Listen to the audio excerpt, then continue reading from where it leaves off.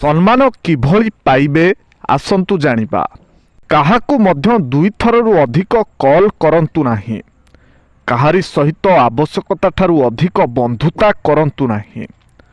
ଯେଉଁମାନେ ଆପଣଙ୍କୁ ସମର୍ଥନ କରନ୍ତି ନାହିଁ ସେମାନଙ୍କ ସହ ନିଜର ବ୍ୟକ୍ତିଗତ ଲକ୍ଷ୍ୟ ବିଷୟରେ ଆଲୋଚନା କରନ୍ତୁ ନାହିଁ।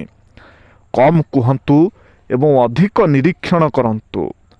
ଆପଣଙ୍କର ପରବର୍ତ୍ତୀ ପଦକ୍ଷେପ ବିଷୟରେ କାହାକୁ ଜାଣିବାକୁ ଦିଅନ୍ତୁ ନାହିଁ। ନିଜର ସ୍ୱାଧୀନତାକୁ ସୁରକ୍ଷିତ ରଖିବା ପାଇଁ ଆୟର ଏକାଧିକ ମାଧ୍ୟମ ପ୍ରସ୍ତୁତ କରନ୍ତୁ। ଯଦି କହିବା ଆବଶ୍ୟକ ନୁହେଁ ତେବେ ଚୁପ୍ ରୁହନ୍ତୁ। କେବଳ ସେହି କାମ କରନ୍ତୁ ଯାହା ଆପଣଙ୍କ ନୀତି ଆଦର୍ଶ ସହିତ ମେଳ ଖାଉଥିବ। ଯଦି କେହି ଆପଣଙ୍କ ଜୀବନରେ କିଛି ଗୁରୁତ୍ୱପୂର୍ଣ୍ଣ ଅବଦାନ ରଖିଛନ୍ତି ତେବେ କୃତଜ୍ଞତା ଜଣାଇବାକୁ କେବେ ବି ଭୁଲନ୍ତୁ ନାହିଁ। ନିଜର ଯୋଗ୍ୟତା ପ୍ରମାଣ କରିବା ପାଇଁ କେବେ ବି ଯୁକ୍ତିତର୍କ କରନ୍ତୁ ନାହିଁ। ନିଜର ସଫଳତାକୁ କହିବାକୁ ଦିଅନ୍ତୁ। କ'ଣ ସାଙ୍ଗମାନେ ଠିକ୍ ତ?